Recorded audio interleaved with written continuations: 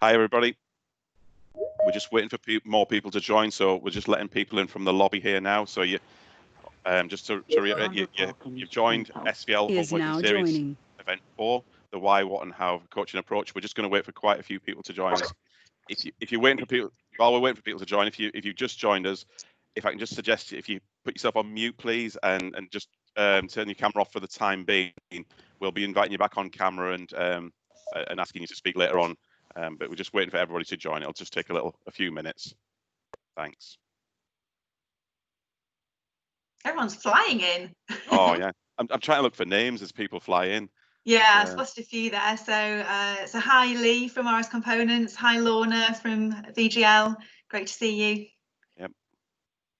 I know you can't respond. Just saying hi anyway. Hi Anne. I know Anne. So just to reiterate, we're just going to wait for a few moments to get everything sorted and wait for people to join us. But yeah, thanks to those that have got here. Numbers are flying in thick and fast. Thank you.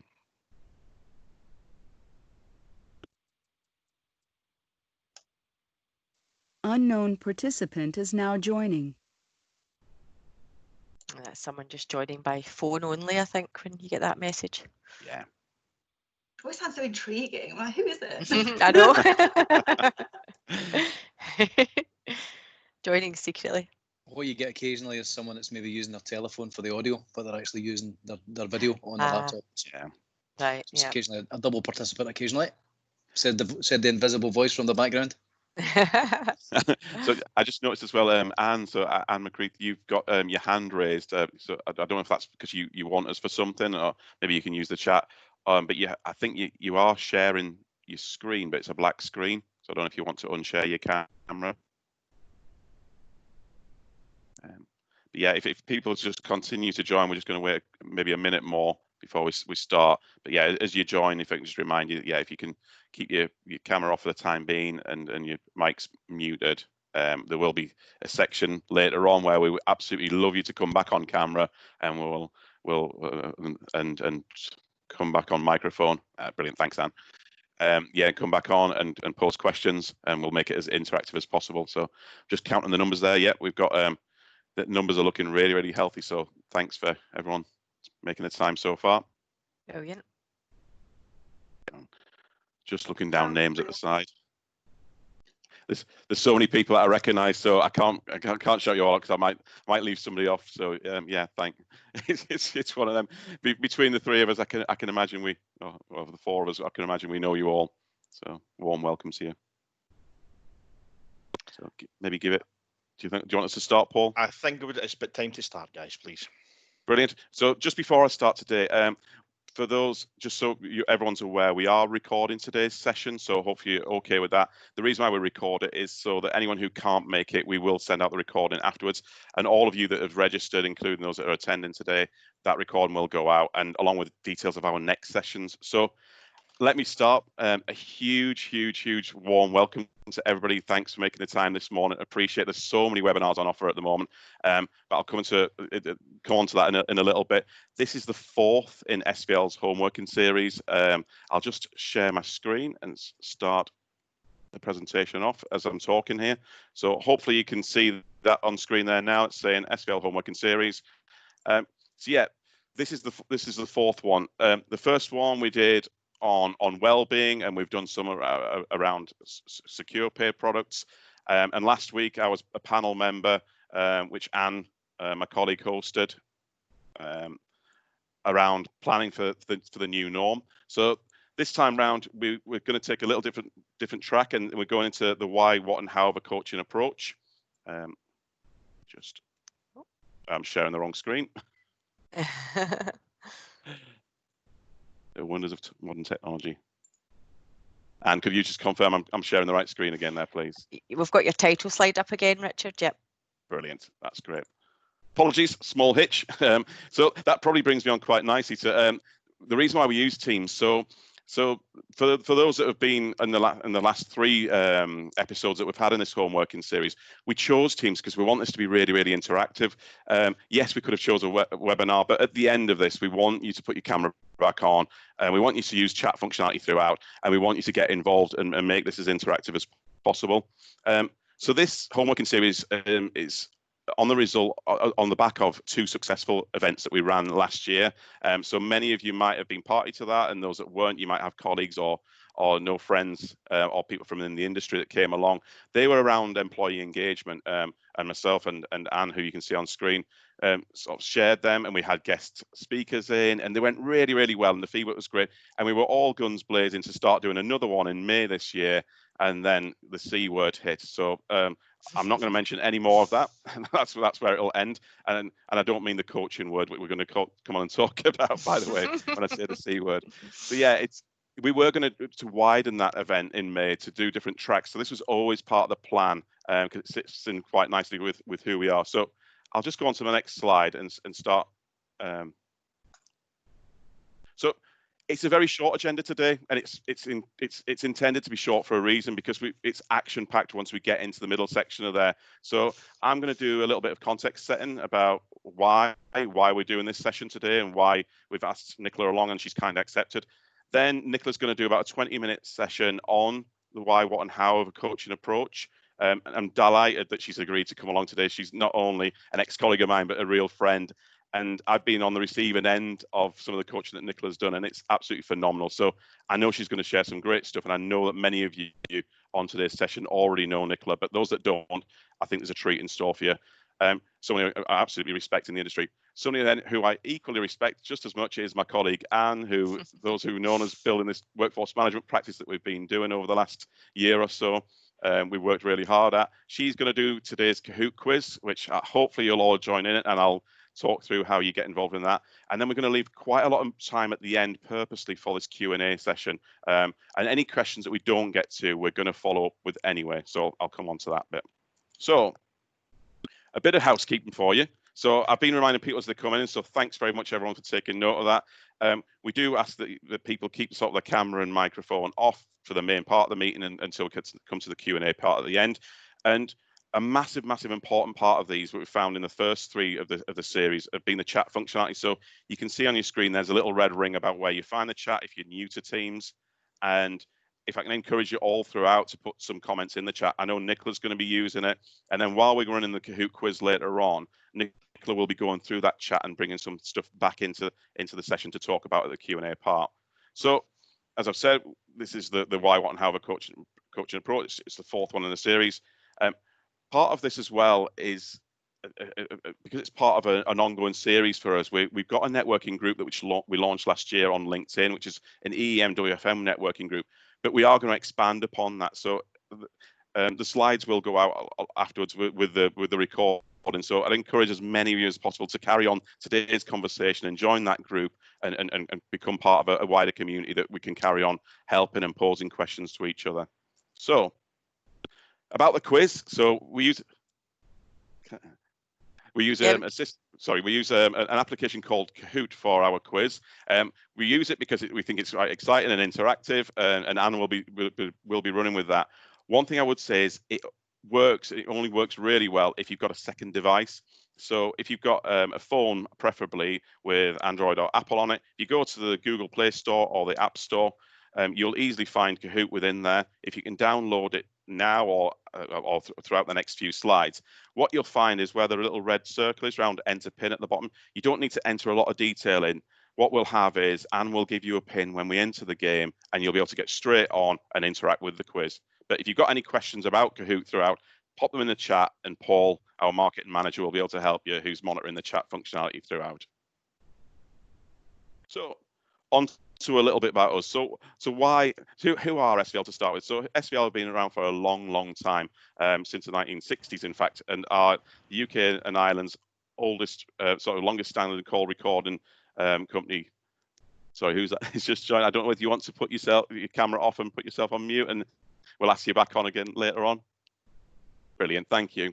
So yeah, so that's a really high level who SVL are. But I suppose beyond that, a little bit of context for this event. So we are resellers of workforce optimization software. So me, myself, I'm a workforce optimization consultant. And so I go out into the field and do a lot of work with customers, both with technology that we resell, which could be anything from quality management software to call recording to speech analytics, which has got an obvious tie with today's subject around coaching. But beyond that as well, it got me thinking when we were talking through, and obviously I've had some setup time with Nicola and talking through the subject. We do a lot of change with people. So we have a consultancy practice that runs alongside all our workforce optimization products. And we get really deeply involved because we want to truly understand our customers before direct them down any kind of technology route. And one of the things that you'll hear us say quite a lot is that we don't just do technology for technology's sake. And we truly stand. And when you're ready for technology, for us, it's about when's the right time to deploy that technology, and then also getting the right stuff, but also then landing it correctly and having all the right tools and equipment to make proper use of it. And sometimes technology isn't the answer in all occasions, and we will be quite honest in that kind of approach. But undoubtedly, it all involves change, and change for me is something through my life that coaching has massively helped with, not only coping with change myself, but also for helping teams and wider audiences through big change that's going on in your organization. And technology tends to be one of those big changes that you go through. So next up, I think I've more or less mentioned this already, but we are agnostic. And so for me, being consultative, it's very, very important that you are agnostic. And that's how we approach all of our things. So on screen there, you can see a couple of the products that we run that covers sort of the quality management, performance management, and speech analytics elements of workforce optimization that we do. So I think as we go through today, you'll hear some techniques from Nicola around sort of the coaching topic, and linking back to what I've just said about that sort of partnership approach. I think hopefully you'll see that we go beyond the technology. And so as consultants, we help you to try and get the most from technology, but we also understand where our limitations lie. And so we're not going to go into the sort of fields of coaching and expertise areas that the likes of Nicola have got. But one of the things that I think a strength of a consultancy-led business is that you understand the limitations, and then you have a partnership as broad as your product base. And Nicola is one of the many people who help us fill that gap, especially in the sort of coaching area. So yeah, going back to coaching. So I've said about why I think coaching is important and why coaching is important to SVL. But I suppose many of you out there might still be unconvinced by it. So this is a very, really famous business lady, Indra Nooyi. So those that don't know her, she was the former CEO of Pepsi, as it says on screen there. She's absolutely had a phenomenal career for those that don't know her in depth. I've read quite a lot on her in the lead up to this sort of web session today. And I think it speaks volumes when somebody who's led the Pepsi company successfully for 12 years at the top and took it from strength to strength, absolutely incites coaching as one of the biggest reasons that she got to where she got to, and she sustained where she was. And so, yes, we're here to talk about technology, we're here to talk about other things, but ultimately it all boils down to how you do these things. And for me, having someone like Indra on screen telling you that sort of information is something that I think it was a message that I took really, really on board, and hopefully it'll help land with you. So my last slide before I hand over to Nicola is our key takeaways. So hopefully the key takeaways that you see on screen there are the ones that you'll have seen when you signed up to this event. And if not, then you might have signed up, you might be on the wrong event. But yeah, hopefully what you see on the screen there is what you're expecting to see today. And I'm sure you will get that from it, and we would welcome your feedback at the end. Without further ado, I'm hoping that Nicola is still there because she's gone off camera for the time being. I'm going to hand you over to, as I said earlier on, Nicola is a friend and an ex-colleague of mine, but somebody who, on the subject of coaching, is an absolute mind of information. And so I'm sure you'll follow me with a warm welcome for Nicola, and I hope you enjoyed the next part of the presentation from her. Thanks, Nicola. Oh, Richard, thank you so much. And what a welcome and what an introduction. I was going to start by saying thank you so much to you guys for inviting me to be a part of this. So it sounds like it's a really sort of mutual feeling, and really excited to be here today and to be able to share one of the things that I'm very passionate about and love talking to people about, which is all to do with coaching. So I can see from the attendee list that we've got a real variety in terms of the audience today. I think, you know, kind of looking at people, we've got people who are quality professionals, we've got people in workforce planning, we've got people who are contact centre managers, we've got people from HR, learning and development in here as well. So a real mix, and I'm sure that you're all in a different place as far as your journey with coaching is concerned as well. So for some of you, you might not necessarily know what I'm really talking about when I'm talking about a coaching approach, and it might be curiosity that's brought you here today. For others, you might be partway along the journey, or you may even have concluded your journey, you're evolving and embedding as you go. I'm pretty confident there'll be some nuggets along the way for all of you, regardless of where you are on the journey today. The other thing that I would say just before I do get started properly is that I will be referring to a number of models and other practitioners and resources. So if you are someone who likes to take notes, I would recommend that you open up a new document or grab a pen and paper or something, because there'll be plenty of things that you might just want to scribble down as we go along with the session this morning. So I guess without further ado, I'm actually going to start off then with a question, and I'm going to ask you, what does the term coaching mean to you? And it would be great if you could pop into the chat box now and just start to pop down maybe a few words or a sentence in relation to what the term coaching means to you. And I would reassure you that there is no right or wrong answer here. And it's one of those questions that's really simple to ask and very complex to answer. So we've gone with a free text option where we're just inviting you to contribute your thoughts around that. And it may be then that some of you then kind of continue that conversation in the chat box whilst also listening, and some of you focus on kind of what's going on in front of you with the slides and the audio. I think so that we start from a similar place at least. I'm going to give coaching a couple of labels. The first one is quite a nebulous one, so forgive me for that, but I would say that coaching is simply a conversation with a purpose. So it's just a conversation with a purpose. But when I'm talking about coaching, the second area that I would talk about is that I'm really talking about non-directive approaches. So I'm talking about things like asking rather than telling. I'm talking about inviting rather than imposing, and I'm talking about empowering rather than restricting. And to make that a little bit clearer, I thought it might be helpful if I shared Miles Downey's coaching continuum with you at this stage, which is what you can see on screen at the moment, hopefully, or in a moment if it's just taking a moment to come through. And the continuum basically looks at directive interactions and non-directive interactions. So towards the bottom left-hand corner of that slide, you'll see directive interactions, which is telling, commanding, instructing, and those sorts of directive things. At the top end, on the right-hand side, top right, you'll see the non-directive, which is more around things like questioning, reflecting, and listening. Now, just to be really clear here, I'm not saying that telling is bad and listening is good, although you may indeed hold that view. What I'm saying is that when we're coaching, we're much more likely to be spending our time and energy in the non-directive area. And just for the sake of clarity, people often use the term coaching and mentoring interchangeably. And for me, mentoring sits more around the middle of the continuum. So that when we're giving advice, offering guidance, making suggestions, drawing on our own experiences and recalling those back, when I had this situation, this is what I did, etc. And training is down towards the more directive end, particularly when it's process training, as an example. So we're really telling people what to do. Enter this information in this box here, click this, produce this, send this, etc. Now, that's not to say that when you are training, mentoring, or indeed coaching, Is now exiting. you won't be spanning the continuum, because indeed you will be.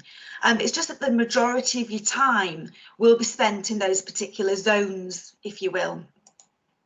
Now, what's particularly interesting about coaching at the moment in the current environment that we're in is just how powerful it is in our connection with others, and particularly our ability to lead others while we're working remotely of each other. So just let me explain this for a moment.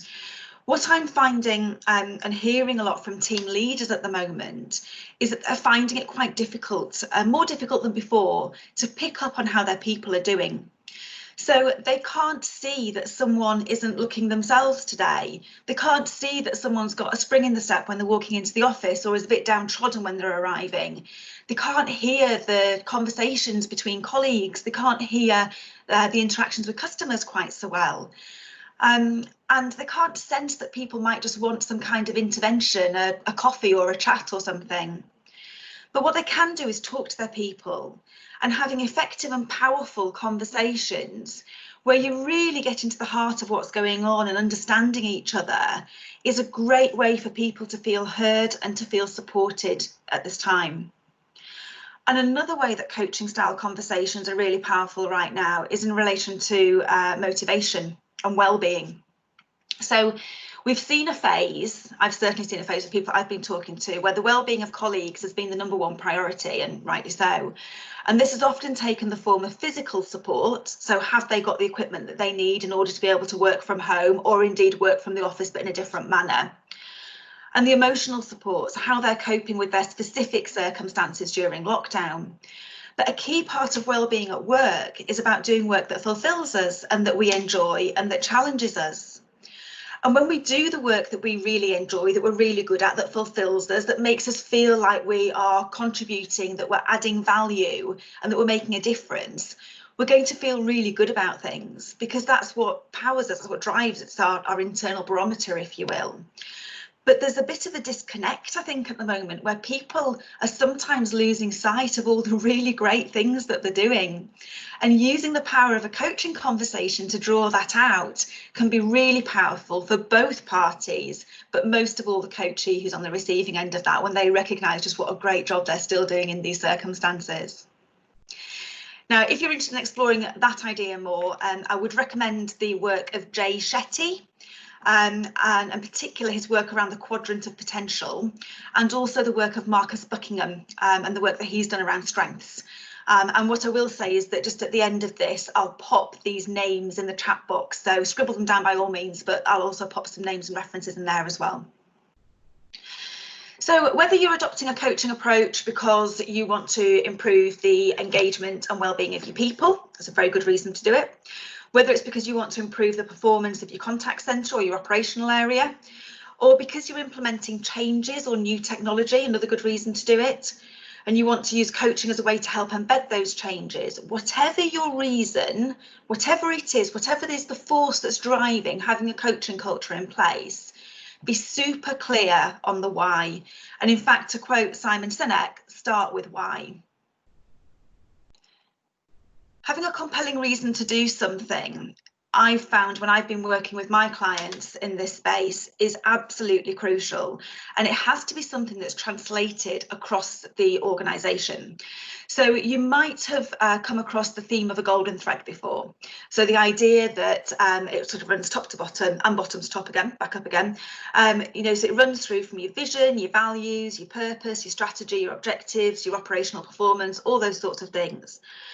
And it's not good enough to just do something because everyone else is doing it, or because everyone else is getting awards for it, or because it's high profile on the news at the moment, so take from that what you will, or because it's flavour of the month with the board. You've got to have a compelling reason why, and you've got to have a consistent reason why, because one of the things that will come back if we don't is, why should I bother? And these three things really help to mitigate that. So the first is to make sure that it links into the organisation's purpose. So as long as you can be really clear about what as an organisation you're trying to do and how a coaching approach can help that, that's quite a big leap, but that's really, really important. The next thing is to link it to your team or your function's purpose. So what is it as a unit you're trying to achieve, and what do you contribute to that overall purpose, and how will a coaching approach help you do that? And the third thing is to link it to the individual purpose of the roles of the people that you have in the organisation.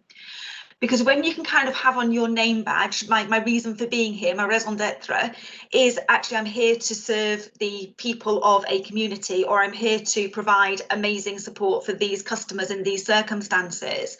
When you can link the coaching approach and the reason why you're having that to how that's going to improve that or better that, you're going to have a much more powerful argument and a better response for the why should I bother questions. And also, if your why is derived from moving away from something rather than moving towards something, include that. So get really clear on what it is the problem is that you're hoping a coaching approach will solve. What's the issue that having a coaching approach will help with? And it could be, you know, people not taking ownership for their own development. It could be team leaders not improving performance sufficiently enough across your centre. It could be low morale and engagement across the centre. Whatever the reason is, then paint the picture of what the new way of being will be like that you're moving towards and help get people bought into it that way. So when we talk about coaching, and as I alluded to at the start, people can often mean different things. And I regularly hear people say that they do coaching in their contact centre, but in reality, it's often something else. It will be a feedback session or a calibration session, or it'll be a performance one-to-one, or it might be some mentoring, or it might be some training, or it might be a wellbeing or a return to work interview. It's rare that it's truly coaching, and that's okay. All of those interventions are both valid and valuable. Just don't call them coaching. And especially don't call them coaching if it's because you don't want to call them what they really are. So I've seen before, oh yeah, actually it's a feedback session, but we don't like to call it feedback because then they'll know that they've done something wrong. So we're going to call it a coaching session instead. Guess what? They're still going to work that out for themselves. So if actually on reflection, a coaching culture isn't what you're looking for, and what you're really after is a feedback culture, and it's a culture where maybe people have the skills to be able to feedback to other people, and that comes from a place of good intention. Maybe that they have the skills to reflect, and maybe that they have the skills to deliver and receive feedback in a really great way as well. Then go for it and call it a feedback culture. There's a really great podcast out at the moment called Mindset Mentor Meets, and Scott Allen, who is the Global Marketing and Strategy Director at Microsoft, was interviewed on there recently. And he talked about, amongst other things, a feedback culture that they have in place that they call learning moments. And that is very much about having time built into their routines and their schedules on a daily, weekly and monthly basis, where they take time to reflect on performance individually and with others, and also to receive and be open to feedback and to give feedback to others as well. So that might be the direction you want to go in, and that's absolutely great. If it's going to help you achieve your why, then go for it. Another huge barrier that I come across with clients in relation to coaching is that they think that it might be counselling. And once the idea of coaching not being feedback, mentoring, training, all that sort of thing settles in, there comes this realization that, oh, maybe it's a bit like counselling. And that can cause both resistance and enthusiasm, actually. So what I'm noticing is that as we're continuing to promote discussions around mental health and wellbeing in the workplace, I don't know if you're finding this personally with the conversations that you're having, but we're exposed an awful lot now to other people's business, often in confidence. And as one human to another, when we hear of someone going through hardship and pain and things that are troubling them, we instinctively, albeit to a greater or lesser extent, want to help. And by help, I think I really mean rescue. Because most people's first thought when they hear something that's causing someone pain or hardship will be, what can I do to help? And this is really well intentioned, but it's also can be exceptionally unhelpful. So imagine if you came to me with a problem and said, Nicola, I've got this thing, really bothering me, I'm really upset, can't sleep at night, it's affecting my work, it's affecting home. And I say to you, what can I do to help? I'm effectively disempowering you. I'm insinuating that you are not capable of dealing with this on your own, that you don't have the skills, capabilities, confidence, tools, whatever it might be, to be able to solve this. and that the only way you're going to get through this is to have someone else solve it for you. And most of the time, that's not true. Most of the time, we have the resources within us to be able to find our own way through or round or over whatever it is that's going on. We might need help, but that help might be to help us see how we can help ourselves, not for someone to do it for us. If that's something that you can relate to at work, then a couple of references for you here. I would go with Cartman's drama triangle, and that would be a great thing to look up. There's loads of stuff on YouTube videos and things around that.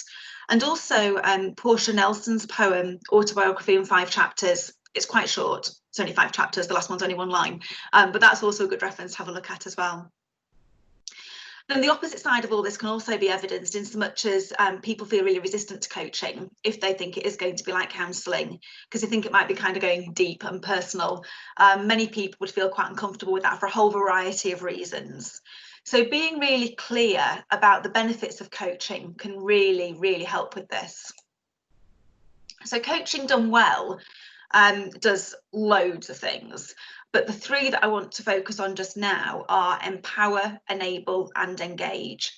So empower I've touched on already. Empowerment is people finding their own solutions to the challenges that they face. It's about them finding their own voice to speak up for the things that are important to them, taking their own action to improve their performance, and most importantly, the belief that they already have within them everything they need to do whatever they wish. So I'm going to say that again, because that is really, really kind of at the heart of all of this, that people have the belief that they already have within them everything they need to do whatever they wish. And coaching shines a light on empowerment because by its very nature, it has the coachee, the team member, the client at its heart. And everything a coach or a coaching conversation does is in service of the client. This for me, though, is not about power per se. I guess, there can be a bit of thinking that, is it saying that the coachee is more powerful? Is it saying that the team member is disempowering the team leader in some way? I guess that's a whole debate for another time. But for me, it's really about ownership, accountability, and ultimately trust. And then a subtle shift from empowerment is enablement. So once the belief is there, the actions follow, right? And a coaching culture facilitates and enables people to set about doing the things that they've committed to do. So if you establish a coaching approach and it's limited to the context of the conversations that you're having with people, you will fail. There is no point inspiring people to make the changes they aspire to if the systems and processes that you have in place then restrict them from doing just that. It's like expecting someone to achieve a goal while they've got a blindfold on, the hands tied behind the back. So this means making things like performance data available for people to self-serve. It means having feedback channels open so they can escalate issues and improvements. It's about having knowledge tools that are trusted, that they can rely on, learning materials and time to access them, all the good stuff that kind of sits around that to enable them and empower them to be able to take that on. And coaching itself is proven as an intervention, a learning intervention that has high impact. And Dr. David Rock of the Neuro Leadership Institute talks about a correlation between the strength of the insight discovered while learning, correlating with the likelihood of change. And coaching, for those of you on the call who have been coached or who have coached, that feeling when the coachee has that really powerful, impactful insight, that aha moment, that penny dropping moment, that eureka moment, that's what causes a shift in the brain. And when these are experienced, not only do people say they're going to go about making a change, but 85 increasing to 95% of people actually go on and do it. And that is so, so powerful. Engagement is the third outcome of coaching that I want to touch on today. And whilst I could probably talk about engagement for as long as I could talk about coaching, I'm going to focus my point just now around connection and relationships. So a recent Gallup poll, so Gallup are the people who study employee engagement globally. A recent poll showed that fewer than 3 in 10 employees in the UK, US, France, Spain and Germany strongly agree that their performance is managed in a way that motivates them to do outstanding work. So fewer than 3 in 10 employees strongly agree that their performance is managed in a way that motivates them to do outstanding work. And then when you layer overall engagement on top of that, and you look at the variance between those employees who say that they are engaged versus those who aren't, 70% of that difference is attributed to their manager. So that's their relationship with them, how work is delegated, how they're communicated with, how they get feedback, all that sort of stuff. And coaching really improves engagement, especially when part of the coaching involves the leader and the team member, one way or the other. It's not hierarchical. And that's because the relationship between a coach and a coachee contains trust, a belief in betterment, and a desire to improve. So what's not to like? We're built for connection, and that's taken on a whole new meaning recently. So I saw a study just published recently, actually, from a company called CV Library of 1,200 people. And it revealed that 81% of workers are missing the office small talk at the moment while working from home. And then a separate study from Vodafone showed that 41% are missing banter. And this is really real. You know, it's obviously happening. It's out there. We're hearing those stories when we're talking to our people, I'm sure. But I don't think it paints the whole picture, because there's a social element to this, obviously. There's a psychological element of feeling part of something as well. And that feeling part of something is often manifested through shared experiences, such as facing things together and being present together. And more than that, there's a deeper connection that's made in that we want to talk to colleagues about things that matter to us, and we want to be heard and understood. And that thing that matters could be relatively trivial. It could be that my train was delayed this morning on the way into the office, or it could be something much deeper and much bigger. But the point is that we look to our colleagues, our peers, our leaders to hear us, acknowledge us, and just let us be who we are. And this is much harder to do now that we're working remotely, but it's not impossible. And making time for coaching style conversations, be they peer-to-peer, group sessions, individuals, one-to-ones, however you want to do that, it really helps to build those relationships, reconnect those connections, if you will, and address the intrinsic factors that ultimately improve engagement. So by now, I'm hoping that you are kind of chomping at the bit and raring to go and want to go and, you know, create your own coaching culture or improve the one that you've got, and think about how you can do that. I do have a warning, I guess, before you go out and do that, because yes, I have been extolling the virtues of a coaching approach, but a silver bullet it is not. So please don't think that the answer to all of your problems is coaching. It might be, but not on its own. So if you think of coaching as an ingredient for something bigger, that might be a helpful way to position it. So yes, it can be enjoyed and consumed to keep the ingredient going on its own, but when it's added to a mix of other things, it can help to transform itself and the other things into something much better. So let's take a quality assurance framework as an example. So it's a must for regulated industries and good practice for everybody else. So using the data that comes out of your quality assurance framework can be really helpful to feed into the coaching conversations. But you wouldn't necessarily measure someone's performance purely on the quality assurance scores. Similarly, the same thing goes for interaction analytics, whether that's speech or text or voice of customer, CSAT, NPS. They're all ingredients too, and should be treated as contributors to the whole rather than the only truth. And coaching works really nicely as well, and works wonders actually to augment the embedding of technology. So say you were deploying a new WFM or EEM tool in your team, in your function. Now you tech and you change people that will no doubt be responsible for the implementation of that, but it's the technical specialists, the peers, the people leaders that need to turn the induction into a true embedding.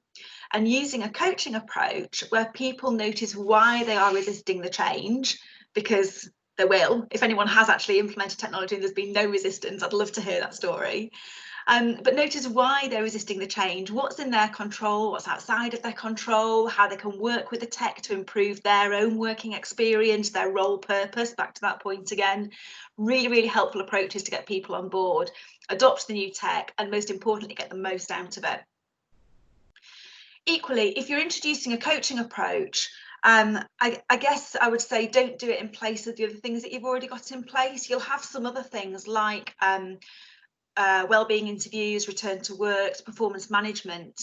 You know, it all kind of feeds together and works really nicely when you can bring those things together. And one of my clients at the moment talks about bringing the threads together, which I really quite like. You know, we don't want to be throwing the baby out with the bathwater. Let's just bring all that really good stuff together and make it happen.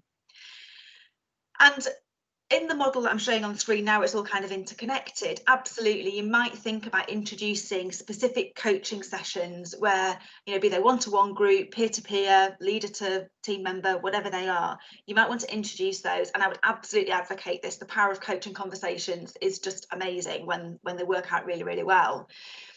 What I would also say is think about how you can bring a coaching approach into those other things as well. So how can you bring a coaching approach into a wellbeing interview? How can you bring a coaching approach into group problem solving? How could you bring it into a performance one-to-one for part of that conversation, not the whole thing? And when you can have both the intervention itself and then the approach kind of weaving through all of that as well, it brings things together really neatly. In short, I guess what I'm saying, I'm keeping on the food theme here, I suppose, is that it can exist in isolation, but to get the best from coaching, it needs to be part of a greater whole. It's kind of the Cadbury's flake to your ice cream. So yeah, you can eat the ice cream, yeah, you can eat the Cadbury's flake, but put the two together, that's the only time that you get 99. So in summary, Love it. and in as few words as possible, which is something that I do find quite a challenge, my top tips are as follows.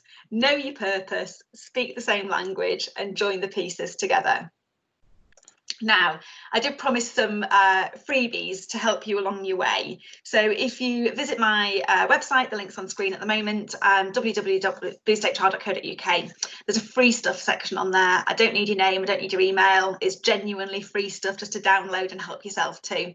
And it's the stuff that we use in our coaching, career coaching, and also people development programs.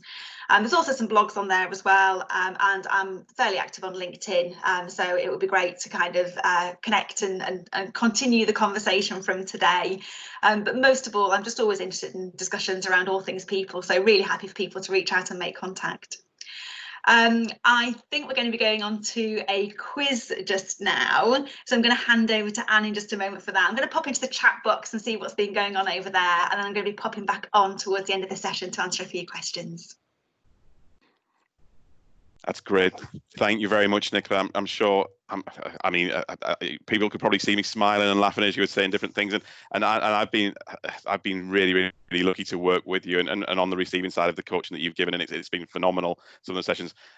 You are probably the world's best summarizer, I would say, because the amount of times I've come to you and gone blur, and you come back, but you make some brilliant points about how you integrate technology and get the most from it, and that's what we wanted to get from you today.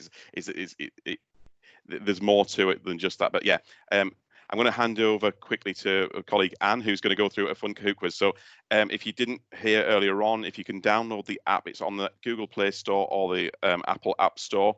If you can get it on a second device, it will work lots better for you. So I'm going to hand over to Anne to do that now, and she'll talk you through the rest of it. But as Nicola said, she's going to be popping into the chat box. So if any questions that you've posed in there, she will be answering them, and then we'll pull out some Q&As at the end as we go through that. So Anne, over to you. Thank you very much. Okay, thanks very much, Richard. So that was brilliant, Nicola. Thoroughly enjoyed that. Really, really thought-provoking. Brilliant stuff. So hopefully you can all see my screen, can you, with the Kahoot quiz about to be presented, yeah? Richard, can you just confirm you can see my screen? Yeah. Okay. So in a moment, you're going to get a PIN number, which you can enter into your phone. There we are, which I get some funny music that you don't all hear, so I'm just about to turn that off. Okay, so if you want to enter the PIN number into your phone or device that you're using to play the quiz, it's 152532. So I can see people starting to join now. So we'll just give it a few minutes for people to enter their nickname and the PIN number to enter the quiz. They're all coming in now. We've got 10, 11, 12. Great. Paul, how many roughly are we expecting before I start? Many people are joining today. So we have around 45 people. So I think if your player numbers gets up to around about the 25 to 30 mark, I think you'll pretty much be there. Not obviously everybody enjoys playing this, but yep, we're getting there just right. I think top line will be about 40 if we get there. Okay, fab. That's brilliant. Great to see so many people along today. Hopefully you've all enjoyed it as much as I have so far.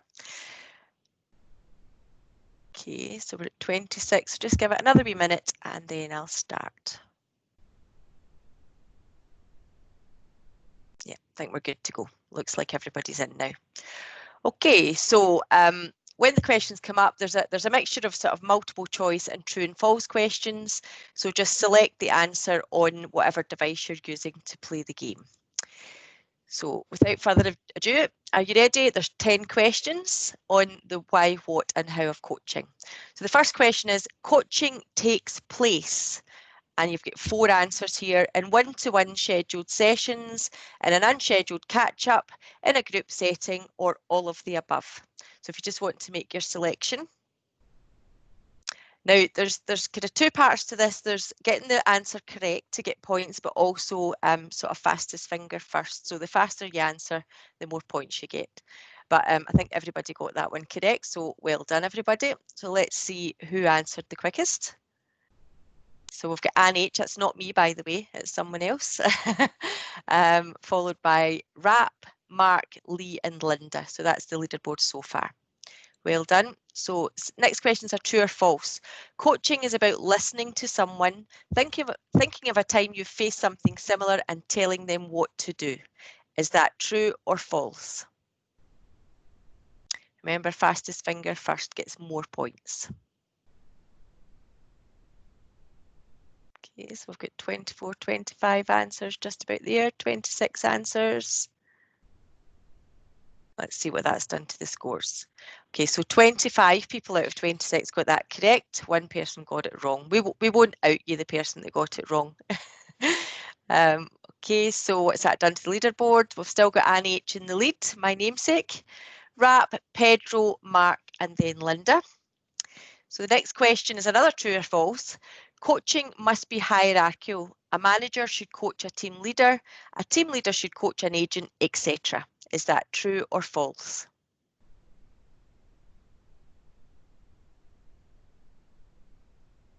Okay, so get the answers in quickly for this one. 25 people got that correct, so of course the answer was false. So what has that done to the scores? Oh, Rap has taken the lead. But in fact it's joint. Rap and Anne H are joint leaders in the quiz. So the next one is multiple choice. Which of the following isn't commonly associated with coaching? Listening, summarising, advising or questioning. So which isn't commonly associated with coaching?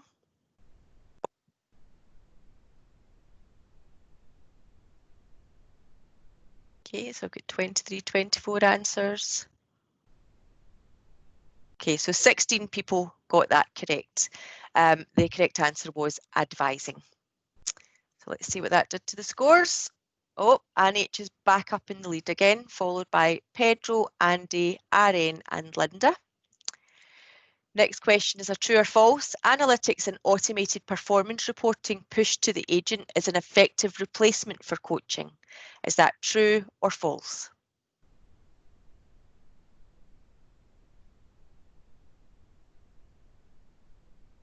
Okay, answers are coming in.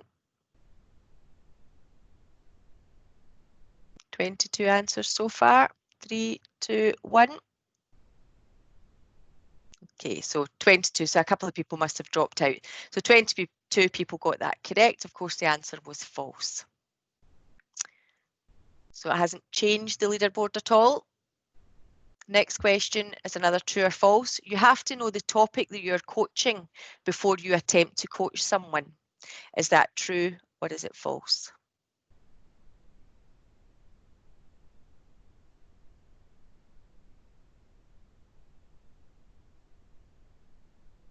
Okay, we've got 23 answers this time. Somebody's joined back in. Okay, so the answer to that was actually false. You don't have to know the topic you're coaching before you attempt to coach someone. So what's that done to our scores? Oh, it hasn't changed the top of the leaderboard, but Darrow's come up into 4th place. So number 7 out of 10, which of the following is not an intended outcome of coaching? Empowering, engaging, embarrassing, or enabling? Which is not an intended. So yeah, so like everybody quickly got that one correct.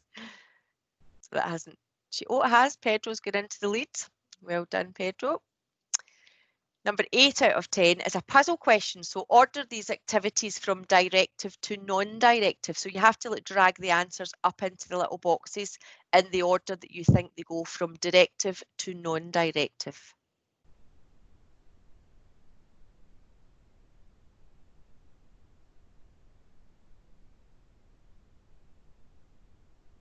Okay, a little bit more time on this one. It's a little bit more time consuming to think about it. The answers are starting to come in now. We've got 19 answers so far.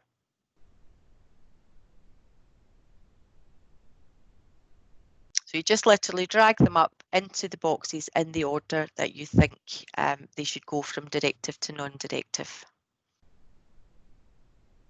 20 answers so far.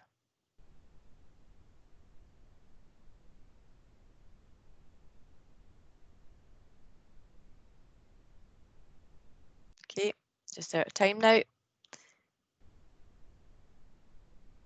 Okay, so the correct order is instructing, offering guidance, summarising and reflective. So I think 45% of you got that correct. Let's see what that did. So Anne H is back in the lead again, followed by Andy, Linda, RN and Brian S. Okay, the next one's another multiple choice question.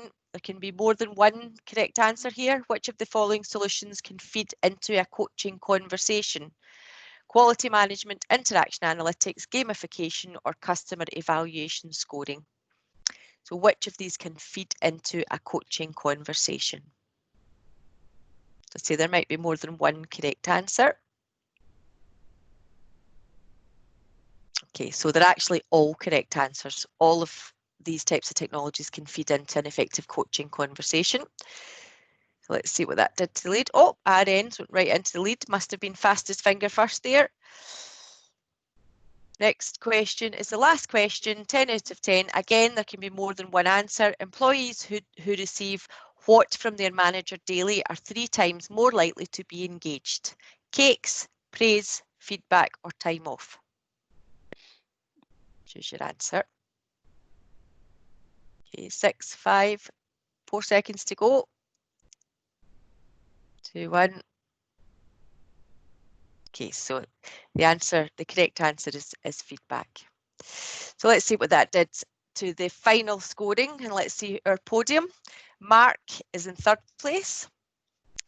In 2nd place we have Andy, and in 1st place we have, wait for it, RN. So well done, RN. There'll be a little prize on its way to you.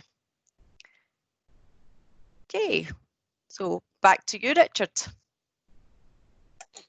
Brilliant, thanks Anne, and thanks everybody who took part in the Kahoot quiz. Hopefully you found it a bit of fun today. We find that some people enjoy it, and while that's been going on, I know the chat's been active, and Nicola's been putting some stuff in there as well, and throughout this whole event, Paul Gray, our marketing manager, has been monitoring the chat and interacting. I've seen him sending all kinds of interesting links and trying to keep up with Nicola as she dropped hints and tips everywhere. I think he's probably on fire at the moment. But yeah, I wanted to actually hand over to you, Paul, if that's okay. Just see if you can pull out some of the chat and questions that we've had, and maybe invite some people on screen. Well, yes, thanks very much, Richard. We did have some great answers, especially the earlier question about what is coaching. But I wonder if Anne-Marie Hood would like to join us. She asked a smashing question at the end that possibly has a little bit of conversation to it. Anne-Marie, would you like to switch on your camera and your phone and maybe ask your question? Can you see me? We can hear you, Anne-Marie. Can't see you, but we can hear you. Yeah, we can see. I can see you. I can see you. All right, okay. Can you see me as well? Yeah, I've got my pajamas on. I can't believe it. I'll try and duck down a bit. A new working from home uniform. I love it. Okay. Yeah, I just worry about the lack of body language whilst coaching remotely, because obviously I've always found that the body language is a big part of what you're looking for. Both when you're conducting a performance management conversation or coaching or feedback or anything, you're looking for the body language and to see how it's landed, which is difficult remotely. Just wondering if you've got any tips to overcome that. Yeah, it's a great point. Thank you, Anne-Marie. Do you have any kind of video conferencing facility available at all with your people? Yes, Teams and Zoom. So yes, but depending on the camera angle, like for example, I'm sitting right up now so that you can't see my pajamas. You know, it's quite difficult. So yeah, it is. So yeah, I wasn't sure if you were talking purely telephony or whether you were talking kind of video as well. Well, both, because a lot of conversations happen over the phone as well now, really, isn't it? Yeah. So with pure telephony, I would recommend keeping the sessions quite short. So don't try and do, for example, a 90-minute coaching session or a 60-minute coaching session where it's just telephone. And also contracting up front with both examples is really important as well, and kind of making clear the fact that, you know, we can't see each other. So, you know, there will be times where I'm asking a question and you're silent, and I'm going to hold that silence and kind of explaining kind of how that's going to be as you go through those different scenarios.